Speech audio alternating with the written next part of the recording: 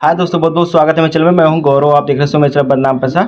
आज हम यहाँ पे बात करने वाले हैं ग्लोबल मार्केट के बारे में। ग्लोबल मार्केट से हमारे इंडियन मार्केट में क्या इम्पैक्ट पड़ता है।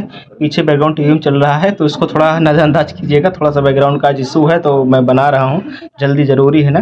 तो यहाँ पे हम बात करने वाले हैं यूएस फेडरल रिजर्व बैंक बारे में, रिजर्व बैंक, ठीक है।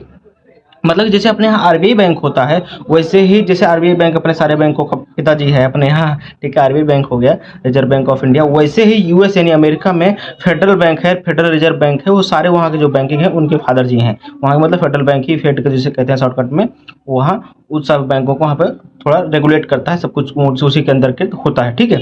आज हम उसी के बारे में समझेंगे। द्वारा संभावित ब्याज दर, वो अब यहाँ पे यूएस फेडरल जो मैंने पूरा लिख के रखा है, यूएस फेडरल बैंक जो है यहाँ पे ना, द्वारा संभावित ब्याज दर कटौती और विदेशों में संस्थागत निवेश के एफआईआईज का बात यहाँ पे हो रही है, का भारतीय बाजारों में क्या असर पड़ेगा, ठीक है, या निकालना या फिर महत्वपूर्ण। इसके अंदर सीधे सीधे कहने मतलब ये है कि यूएस का सितंबर में यानी दिसंबर में, अभी दिसंबर जो आने वाला, अभी नवंबर चल रहा है 2025, दिसंबर में उनकी एक बैठक होने वाली है। उसमें अमूमन प्रयास लगाए जा रहे हैं, आकाश लगाए जा रहे हैं कि यहाँ पे ना जो रेट है, इंटरेस्ट रेट है, वो कम हो सकते हैं, कट हो सकते हैं कुछ, ठीक है। और उसी से हमारा भी वहाँ अगर कट होगा तो हमारे यहाँ भी इम्पैक्ट पड़ेगा, क्योंकि जो अपने यहाँ विदेश मंत्री हैं यानी कि एस जयशंकर जी हैं, तो वो उन्होंने मैंने उनका एक इंटरव्यू में देखा सुना था, उन्होंने बोला था कि हम जो क्या है, हम लोग इंडिया में वही अप्लाई करते हैं जो और देशों में सब कुछ होता है, उसको हम देखते हैं, कंपेरिजन करते हैं सबका, कंपेयर करके फिर हमें जो सही लगता है फिर वो हम यहाँ अप्लाई करते हैं अपने इंडिया में।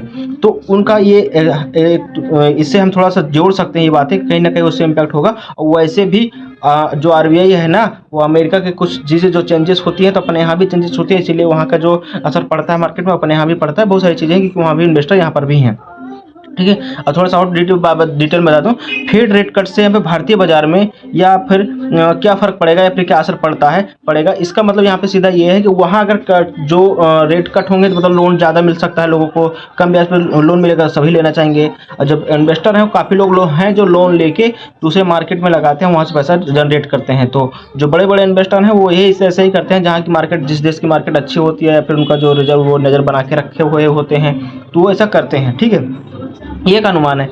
एफआईआईज और डीआईएस की यहाँ पे जो यहाँ पे हालिया में देखा जाए खरीदारी की बिक्री का यहाँ पे ना जो डेटा है, और डीआईएस एंड डोमेस्टिक इंटरनेशनल यहाँ पे इन्वेस्टर की यहाँ पे भूमिका काफ़ी कवर करता है, ठीक है। मतलब कि जब से, जैसे कि आपने ये भी देखा होगा, डीआई जब एफआई जब अपना बेचते हैं तो मार्केट में गिरती है, लेकिन कभी कभी उतना नहीं गिरती जितना वो बेच ही निकल जाते हैं। क्यों? क्योंकि यहाँ पे डीआई जो है, डीआई मतलब यहाँ पे जो इंडियन इन्वेस्टर हैं या फिर सीधे से बोले म्यूचुअल फंड वाले हैं बड़े बड़े, क्योंकि इनके पास तो करोड़ों की संपत्ति है, सब कुछ है, तो इनके पास जो चीज़ें हैं वो खरीद लेते हैं उनके बाद, तो उतना इफेक्ट नहीं पड़ता, लेकिन पड़ता है, फिर भी पड़ता है। तो सीधे सीधे यहाँ पे कहने मतलब है, ग्लोबल मार्केट में कुछ भी होता है तो इंडिया के इम्पैक्ट में फ़र्क पड़ता है। फिलहाल अभी क्या फ़र्क पड़ने वाला है, क्योंकि यूएस फेड मार्केट में क्या है, वो रेट कट करने वाले हैं। यूएस जो रिजर्व बैंक है यूएस का, या फिर फेडरल बैंक, वो कट करने वाला है, तो आरबीआई भी रेट कट करेगा। और तो जब रेट कट करेंगे तो इंटरेस्ट यहाँ पे कस्टमर का बैंक पास कर देगी, तो कम इंटरेस्ट पे ज़्यादा लोन मिल सकता है, तो लोग वहाँ पे लोन लेंगे। सीधे सीधे करना मतलब यहाँ पे ये है। उम्मीद करता हूँ वीडियो पसंद आया होगा। वीडियो अच्छा लगा हो तो लाइक कर दीजिएगा, चैनल सब्सक्राइब कर दीजिएगा। मिलते हैं किसी नए वीडियो में किसी नए टॉपिक के साथ।